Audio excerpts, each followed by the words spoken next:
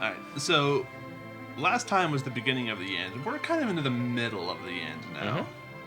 So we've still got some goodies to dig out of the lunar subterrane. Lots of goodies. Like, we haven't even barely scratched the surface. Yeah, so let's dive in and start finding them.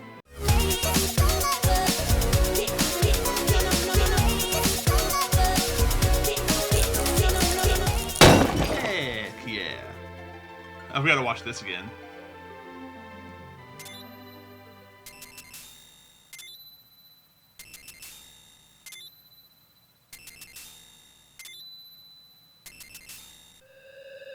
All 8 colors.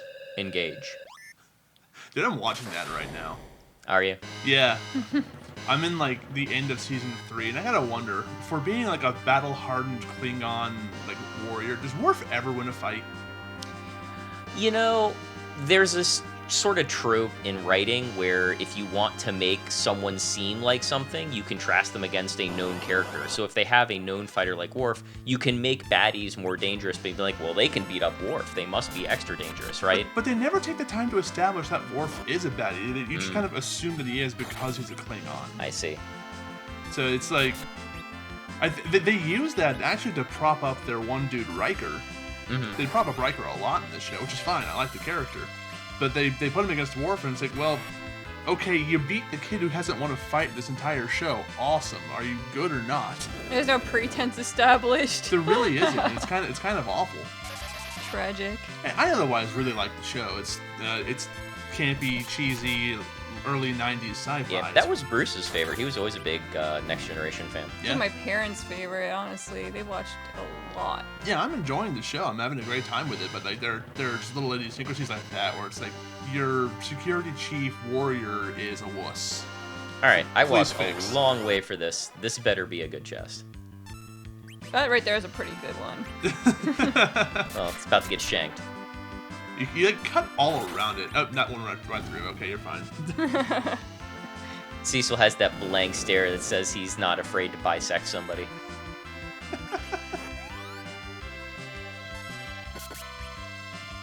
Cut through the heart of evil. I was gonna say we're sitting next to the paladin in chief right now. Pretty much. All right. So it's a paladin sampler. Every D&D have to try the paladin from that version. It's like me with chicken wings. Everywhere I go, I have to try their wings to see if they're any good. Or Dan with root beer. Monsters. All right. Well, that's a good sign. That's a good sign. I'm waiting for the elixir. Oh, baby, please give me the elixir.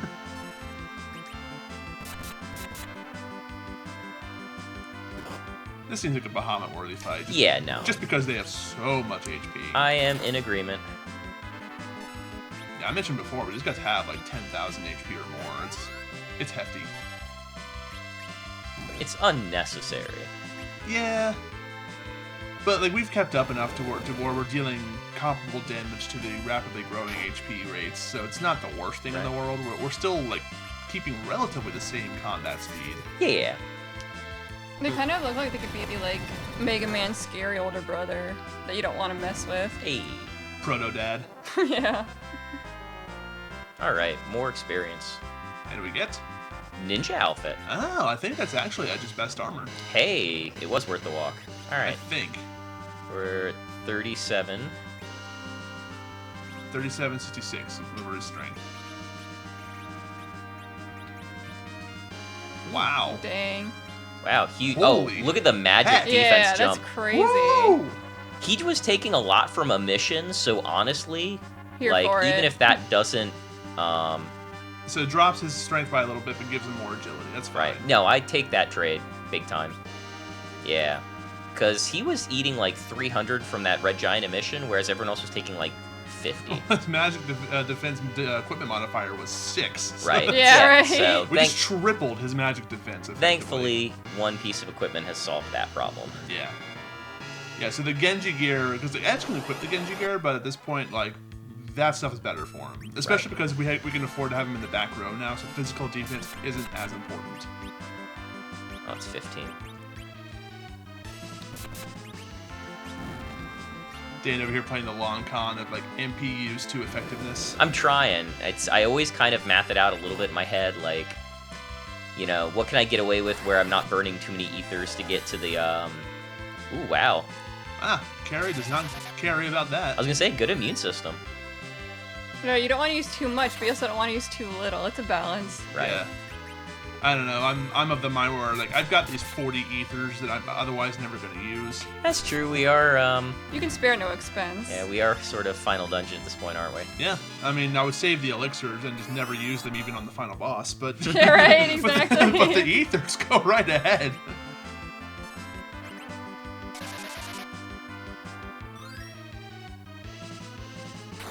That's my cost benefit analysis. Right. Spam Bahamut. It is sound. Bahamut Sylph 2020. All right, so that's the 2 side routes here. So we are finally done with the first floor. Right? Not yet. There's a lot of that going on in this dungeon though. Like I think there's like 8 floors with that, but each one, most of them I should say, are pretty full floors. Right. There's a lot to do on each individual one. Well, there's 8 floors followed by a couple more, but those are special. All right. Oh yeah, down to 30. Much better. Hell yeah. All right, they don't care too much about that. Try not everything. Yep.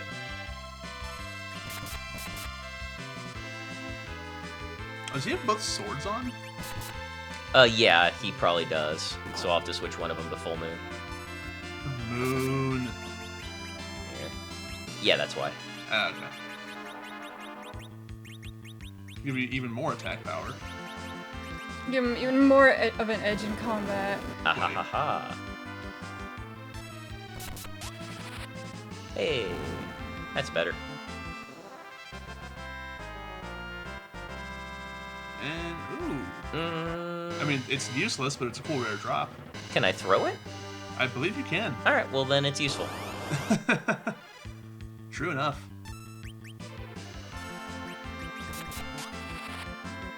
I do love this dungeon, though. So, something you'll notice about this dungeon is that there's 2 different themes that are used in it, and neither one is new and unique to this dungeon. But they're both reused from earlier in the game, but they're, like, perfectly done. Right. They like, reused at exactly the right times to reuse them. So, like, we begin with the Red Wings of Baron, we end the Red Wings of Baron, you know? Mm-hmm. Yeah, it's nice closure. And it's a good song that, like, doesn't get a ton of use after the early game.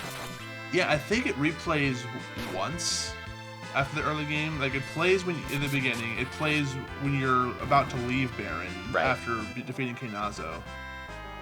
And then that's the last time you hear it until now. Yeah, that's that one time you get to fly around in the airship with this song. Yeah. Yes, I will take this. This song that never gets old, but I'm glad it's like only used for those purposes to keep it special. Yeah. So we got a Flame Whip for Rydia. I don't like using it because, again, if you want to make a melee Rydia, you can. But it's not going to help her stat-wise the way the staff does. Yeah, whips are just not great. Some of them can be, because I don't know if I mentioned before, but some of the whips have status effects attached to them. Like some are, like, some will have a poison or a paralysis, especially is the really good one. Right. Hello. I'll take that. You'll notice that some of these legendary items are less secure than others. Yeah. So, worth noting about the dragon equipment, both Cecil and Kane can use them. In fact, I would recommend splitting them until Cecil gets all of his special equipment. The reason why is because the dragoon equipment, every piece is strong against every element. Oh, it's a triptych. Yeah. Oh, cool. They are triptychs in their own right. I'd be so upset if I was Kane and I finally start getting gear, like, specifically made for me, and Cecil just starts taking a tease. There was that in Rift when Warrior two-handed DPS was so broken that they would start taking rogue daggers because they gave more crit.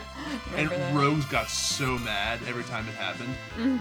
I did it once. I'm like, yeah, this dagger is the best in slot for my offhand, so yes, I'm taking it. Like, but it's a rogue dagger. It says rogue and warrior there. I don't know what to tell you. The drum says we're wrecked. All right. No item. Kind of before, like, MMOs started limiting what certain classes could roll on and use, so people would roll on pretty much everything to take. I like the way Final Fantasy 14 does it, man. Just everyone gets their own weapon. No ifs, ands, or buts about that. And then the gear sets are limited to like roles. Like healers have a set, tanks have a set. Melee, the melee DPS are split into 3. Samurai and Monk, then Dragoon, then Ninja. Is it virus or fire these dudes are weakens? I think it's fire and healing. Fire and Holy and Healing. They have a few different weaknesses. Things you would expect to destroy undead. Holy damage, fire damage, and health. True. And Cecil. Big angry dose of Cecil. A healthy dose. Which is the problem, because D-Bones don't like healthy doses of anything. Why?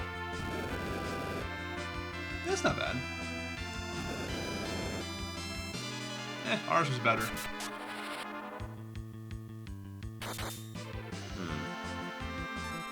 Would you die? Yeah. That'll probably do it. Those instant cast heals. So good. Huh?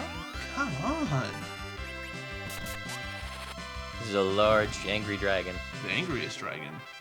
Alright. Get that poison out of here. Oh, we gotta use our heal potions.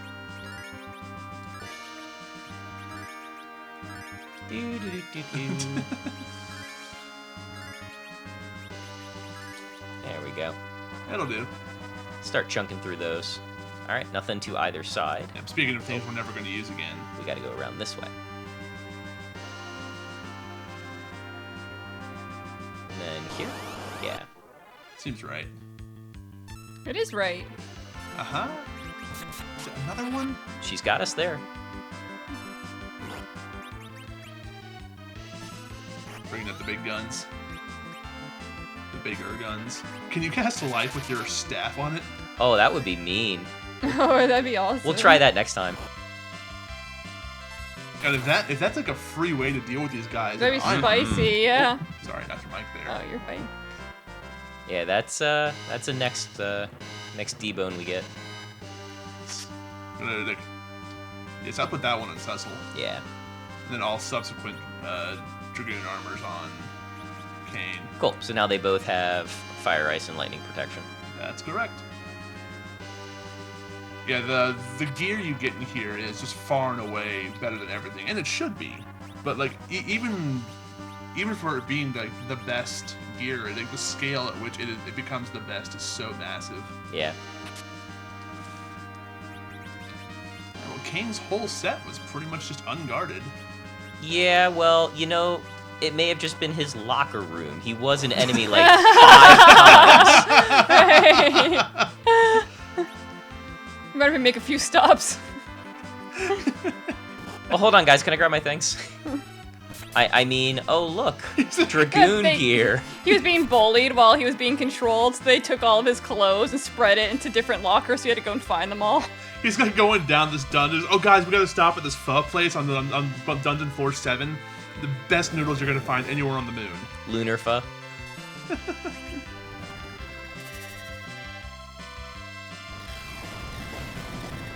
Hi! They don't like that. Oh, he really doesn't like that. Oh. Oh, it's like nothing. Okay. I think they explode for the remaining. Yeah, the HP. remaining. Yeah. Alright, yeah. So, I mean, as long as we're healed up, that's not gonna kill anybody. True. Probably still want to spread some deeps out first. Maybe don't lead with the nuke. Right. That was like their run, because they didn't want to deal with the comment against you guys either.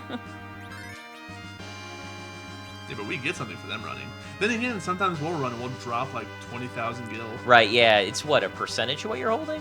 I believe so. They get something out of it. It's a percentage and it's Oh. also based. Let's go. It's also based on what level you are. I guess I think. can still fight as. They get this. Oh, do the thing. Yeah, that's I'm what gonna. he's Oh, gonna do. okay. It just occurred to me, like, I guess I could still do a round of fights while I'm waiting to get to, just in case it doesn't work. Isn't it kind of funny they're called D-bones when all they are is bones? Kinda. Like, they're missing, they should be called them like nah. D-flesh or something. The dream is dead. Or D-skin. D-brain. Yeah. D-pain. Shade!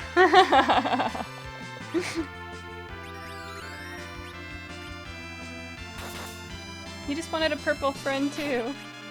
Purple pals. Hey, cool. Pals. Hey, well, that wasn't so bad.